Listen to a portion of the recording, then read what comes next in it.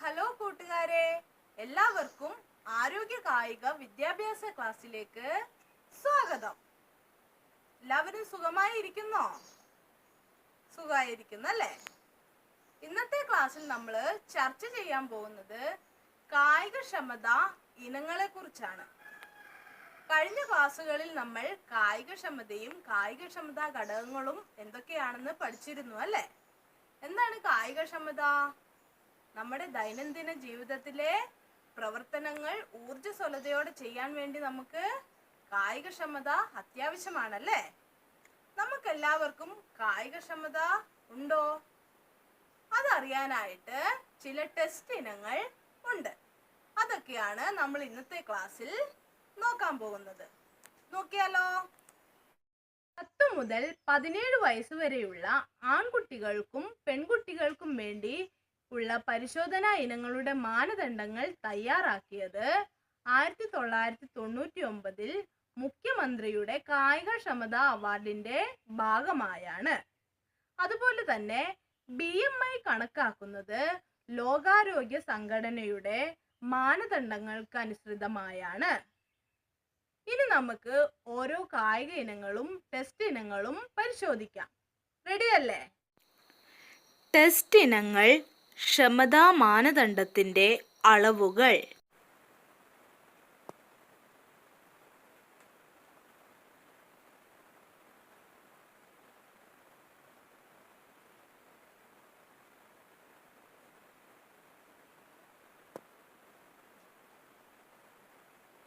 ശരീരഘടന അല്ലെങ്കിൽ ശരീര അനുപാതം.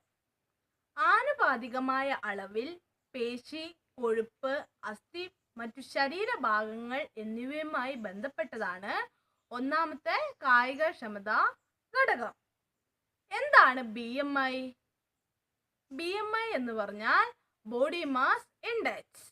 BMI കണക്കാക്കുന്നത് എങ്ങനെയാണെന്ന് നമ്മൾ കഴിഞ്ഞ ക്ലാസ്സിൽ പഠിച്ചിരുന്നു അല്ലേ? ബോഡി മാസ് ഇൻഡെക്സ് അഥവാ BMI ശരീരാനുപാതം നിർണയിക്കുന്നതിന് സാർവലൗകികമായി അംഗീകരിച്ചിട്ടുള്ളതും വിശ്വസനീയവുമായ ഒരു സമവാക്യമാണ് ബോഡി മാസ് ഇൻഡെക്സ്. സംസ്ഥാന സമ്പൂർണ്ണ കായികക്ഷമതാ പദ്ധതി ശുപാർശ ചെയ്യുന്ന BMI തോതുകൾ താഴെ പട്ടികയിൽ നൽകിയിരിക്കുന്നു. ഇവയിൽ ഉയർന്ന പരിധി, താഴ്ന്ന പരിധി എന്നിവയുണ്ട്. എപ്പോഴും താഴ്ന്ന അക്കങ്ങളാണ് ഉയർന്ന അക്കങ്ങളെക്കാൾ നല്ലത്.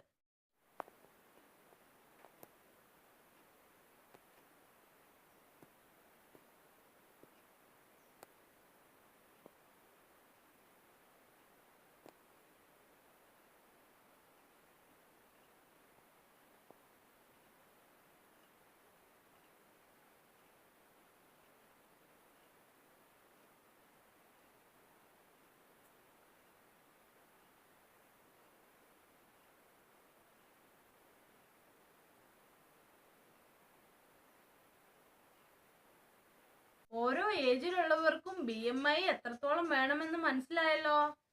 ഇനി നമുക്ക് BMI കണക്കാക്കുന്നതിനായി എന്തൊക്കെ അറിഞ്ഞിരിക്കണം? നമ്മളുടെ ഭാരവും ഉയരവും. ഇപ്പോൾ നമുക്ക് ഉയരം കണക്കാക്കുന്ന രീതി എങ്ങനെയാണെന്ന് നോക്കാം.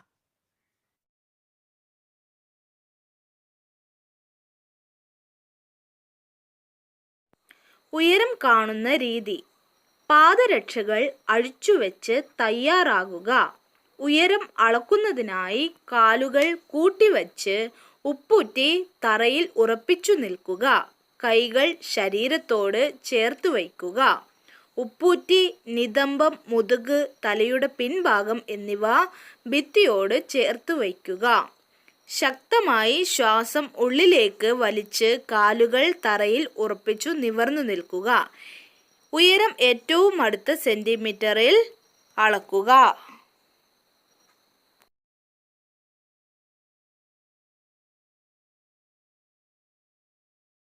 ഉയരം അളക്കുന്നതിനുള്ള ഉപകരണമാണ് സ്റ്റഡിയോമീറ്റർ. ഇനി നമുക്ക് ഭാരം രേഖപ്പെടുത്തുന്നത് എങ്ങനെയാണെന്ന് നോക്കാം.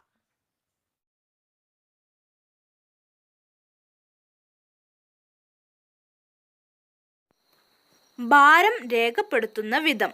ഡിസ്ക് ടൈപ്പ് വെയിങ് മെഷീൻ ഇതിന് ഉപയോഗിക്കുന്നു. ഭാരം രേഖപ്പെടുത്തുന്ന വിധം. പാദരക്ഷകൾ ഒഴിവാക്കി ഉപകരണത്തിൽ കയറി നിൽക്കുക.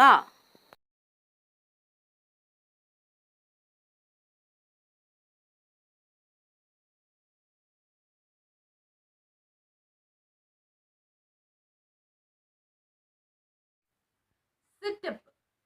തുടർച്ചയായി ക്ഷീണിക്കാതെ പ്രകടനം നടത്തിക്കൊണ്ടിരിക്കാനുള്ള പേശിയുടെ കഴിവായ പേശീക്ഷമത പരിശോധിക്കുന്നതിനാണ് സിറ്റപ്പ് ഉപയോഗിക്കുന്നത്. ലക്ഷ്യം. ഉദരപേശികളുടെ ശക്തിയും ക്ഷമതയും അളക്കുകയാണ് സിറ്റപ്പിന്റെ ലക്ഷ്യം. ഇനി നമുക്ക് സിറ്റപ്പ് ചെയ്യുന്ന രീതി എങ്ങനെയാണെന്ന് നോക്കാം. സിറ്റപ്പ് ചെയ്യുന്ന രീതി. ആരംഭത്തിലെ നില ഏതാണ് എന്ന് ഉറപ്പുവരുത്താൻ മലർന്നു പാദങ്ങൾ തറയിൽ ചേർത്തുവച്ച് മുട്ട് വളച്ച് വലതുകൈ ഇടതു തോളിലും ഇടതുകൈ വലതു തോളിലും പിടിച്ച് തറയിൽ കിടക്കുക. വ്യായാമത്തിലെ പങ്കാളി പാദങ്ങൾ തറയിൽ ചേർന്നിരിക്കാൻ കാലിൽ പിടിച്ചിരിക്കണം. തറയിൽ കിടക്കുന്ന ആൾ ഉദരഭാഗത്തെ പേശികളെ മുറുക്കി വളഞ്ഞു ഇരിക്കുന്ന നിലയിൽ എത്തുക. താടിയെല്ല് നെഞ്ചിൽ തൊട്ടിരിക്കണം. കൈമുട്ട് തുടയിൽ സ്പർശിക്കുന്നതോടെ സിറ്റപ്പ് എന്ന വ്യായാമം പൂർത്തിയാകുന്നു. വീണ്ടും കിടന്ന നിലയിലേക്ക് മടങ്ങിപ്പോകുന്നു. മുതുകിൻ്റെ മധ്യഭാഗം തറയിൽ നന്നായി പതിയണം.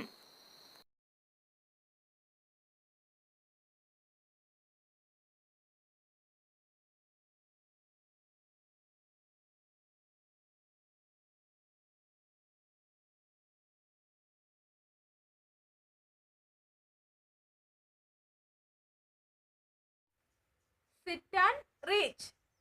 സന്ധികളിലെ ചലന സ്വാതന്ത്ര്യത്തിന്റെ തോതായ അയവ് പരിശോധിക്കുന്നതിനാണ് സിറ്റ് ആൻഡ് റീച്ച് ഉപയോഗിക്കുന്നത്.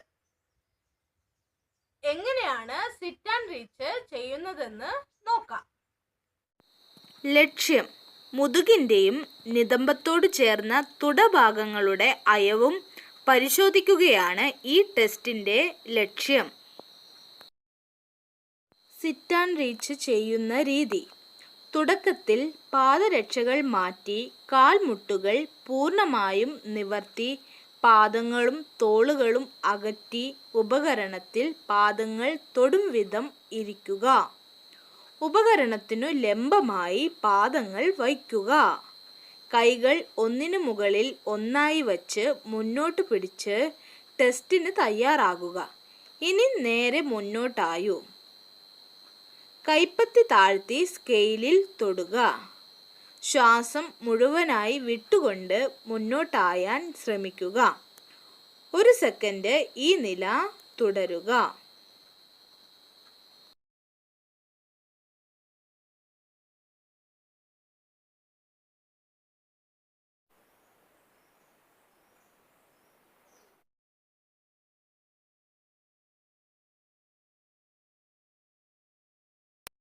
Modified pull-ups. പേശി ശക്തിയുടെ ക്ഷമത കണ്ടെത്തുന്നതിനായാണ് മോഡിഫൈഡ് പുള്ളപ്സ് ചെയ്യുന്നത്. ലക്ഷ്യം. മോഡിഫൈഡ് പുള്ളപ്പ് ടെസ്റ്റ് തോളിൻ്റെ ശക്തിയും ക്ഷമതയും നിർണ്ണയിക്കാൻ വേണ്ടിയാണ് നടത്തുന്നത്. മോഡിഫൈഡ് പുള്ളപ്പ് ചെയ്യുന്ന രീതി. ഒരു ബാർ തറയിൽ മലർന്നു കിടക്കുന്ന ആൾക്ക് തൊടാൻ പറ്റാത്ത വിധത്തിൽ ഉറപ്പിക്കുക. കൈകൾ ബാറിൽ പിടിക്കാൻ ശ്രമിക്കുക. ഗോ എന്ന നിർദ്ദേശം കിട്ടുമ്പോൾ ശരീരം ഉയർത്തി തുടങ്ങണം. സാവധാനം കൈകൾ മടക്കി ശരീരം ഉയർത്തി തൂങ്ങിക്കിടക്കുന്ന ബാറിൽ നെഞ്ച് എത്തിച്ചാൽ ആദ്യഘട്ടമായി. തുടർന്ന് മുതുക് താഴ്ത്തി കൈകൾ നേരെയാക്കി തുടർന്ന നിലയിലേക്ക് മടങ്ങുക.